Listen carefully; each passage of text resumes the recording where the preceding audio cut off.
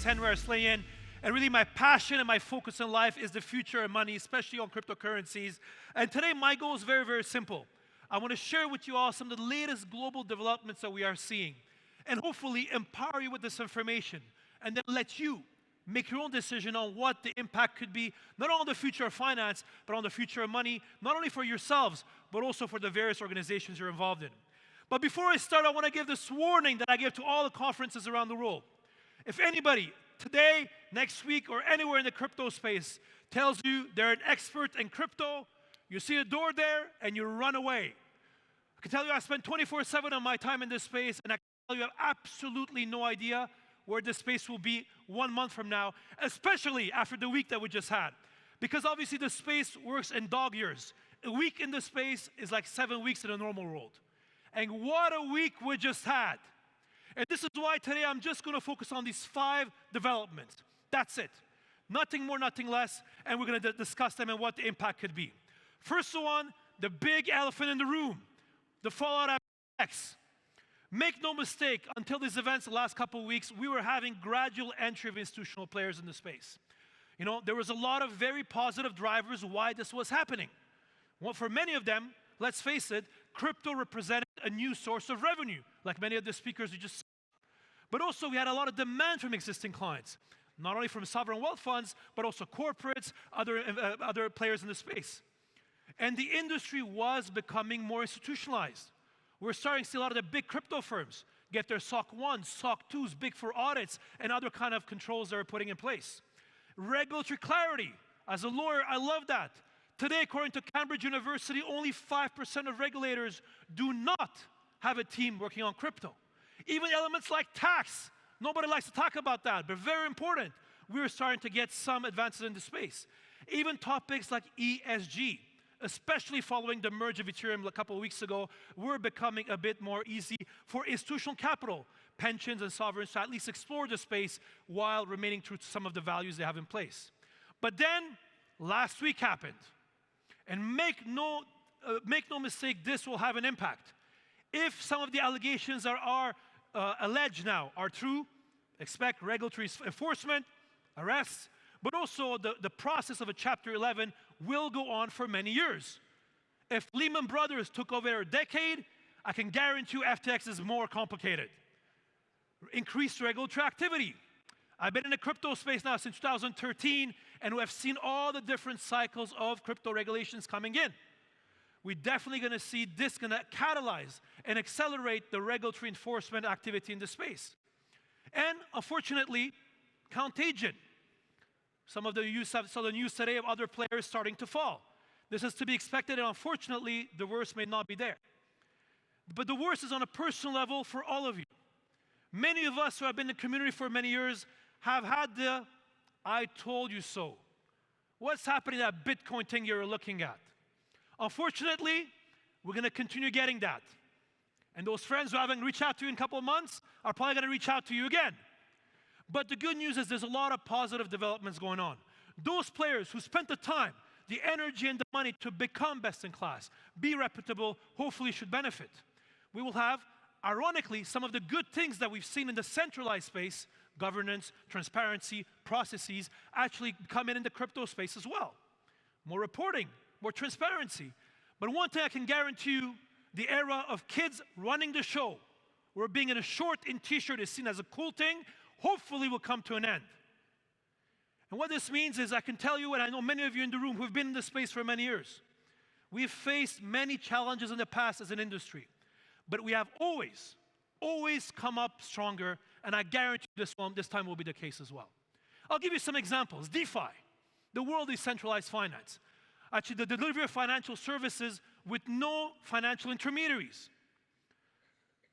The space is growing very quickly, literally from exchanges to lending to borrowing, even DeFi insurance now widely available.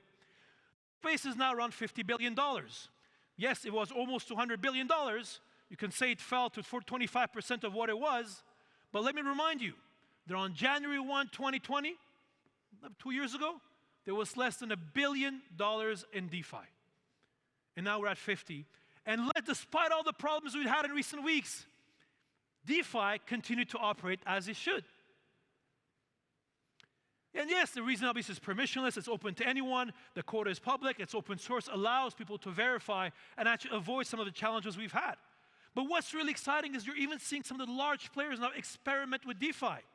2 weeks ago, we had banks like JP Morgan, DBS, SBI, interact, settle corporate bonds and FX transactions using DeFi protocols. This would have been unthinkable 6 months ago. Another area, stablecoins, the area people in crypto we hate to talk about. We're actually the stablecoin digital assets that are backed one-to-one by good old fiat money. What's been happening there, it's interesting as well. It was always the least sexy of the crypto space. Nobody paid attention to it. Of course, the area has been hot.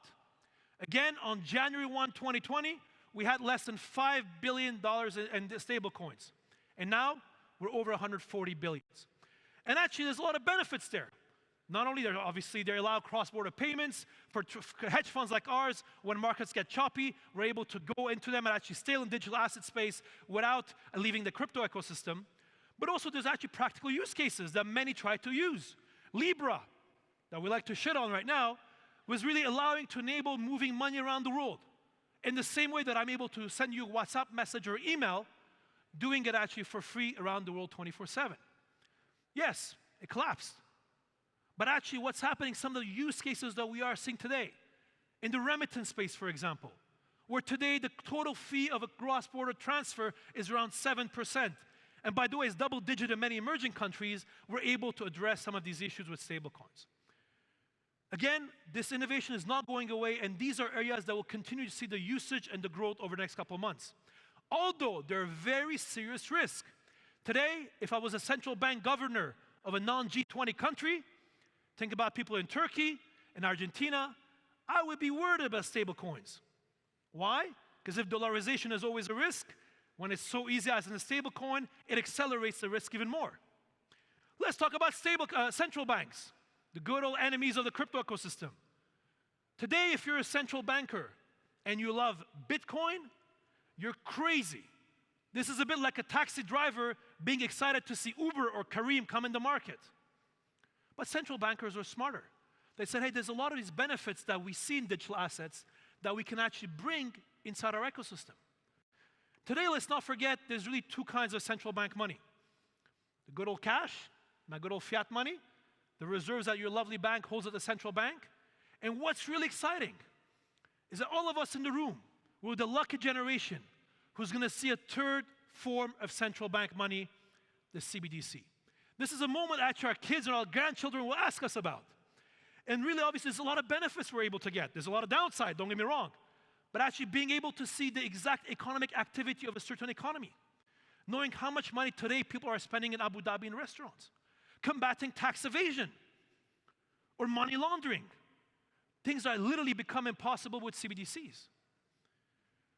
It's no surprise that many central banks are looking at the topic. Today, 9 central banks out of 10 are actually exploring this topic very seriously.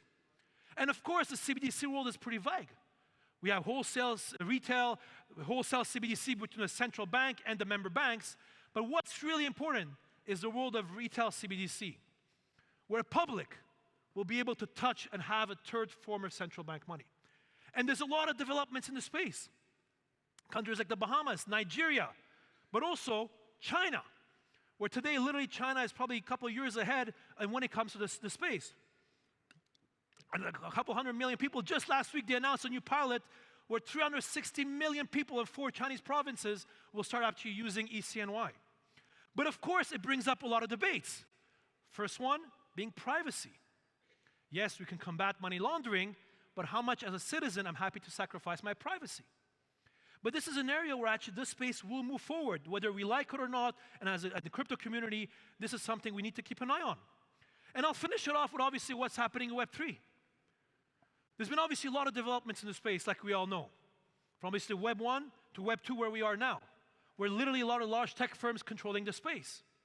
Somebody like me, for example, I have over 500,000 followers on LinkedIn. I've been producing content every day for 5 years.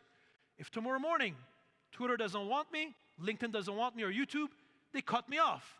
All my work goes to the garbage. Thankfully, we're able to move to an era of Web 3.2 that not only I can own my data, but you as users, you can start getting compensated. when you watch a YouTube video, for example, and your attention and eyeballs are going there, why aren't you being compensated for it? And a lot of these developments are continuing to move forward. And I would argue some of the recent events will actually catalyze this as well. But what's exciting is some of these developments are happening while we also have other developments taking place. In the world of NFTs, non-fungible tokens, where for the first time we can mathematically prove that an asset is unique. Obviously, despite the market crash we had in NFTs, adoption and awareness is generally high. I've been teaching crypto since 2015, and when I ask my students now what they want to learn more about in the digital asset space, ironically, the answer is first NFTs. I don't have time to go to all the use cases you guys know here, but really some of the benefits we have in NFTs, we're seeing today in fashion and retail, to B2B businesses, to government, with birth certificates and documents, can be offered now in NFTs, which could be a real game changer. So we have NFTs, then comes the metaverse, where you have 3D ecosystems where we're able to interact with each other. Yes, this got popularized with Facebook changing its name to Meta. Yeah, it was cute, it was good, but at least it brought attention to the space. But we should not forget this has been going on for many years. Metaverse communities have been around for many years, from things like Second Life to, more importantly, gaming. The 3.5 billion people, by the way, UAE being the good country with the most number of adult gamers, being actually de facto metaverses. And obviously it's going to allow us to rethink a lot of phenomena, so how we create new experiences, from things like art, to actually education, to actually business interactions. And this is not stopping. It's obviously a big opportunity, and all consulting firms have their numbers from 1 trillion to 5 trillion, but obviously there'll be debates, whether this will be captured by decentralized players, or actually by the centralized players that we're seeing in the market today. And actually there's been interesting developments, from countries setting up a presence in these metaverses, to even regulators setting up a presence in these metaverses. But what I want you to leave you in today is that despite some of the events that we had recently, these developments are continuing to move forward. If anybody has been in the last week to some of the crypto events around the world, yeah, everybody talked about FTX, but the whole movement of Web3 and development going on in the space is going as strong. So although these are some of the developments, again, and I'll leave you with the warning that, again, whoever tells you they're an expert in crypto, you got to walk away. But again, I know it's going to be tough for the next couple of weeks. I guarantee you. It's not an easy time to be in crypto. But all I can tell you is I promise you we're going to come out of this stronger afterwards. That's all my time today. Thank you very much, everybody. It was a pleasure being with you all. Thank you.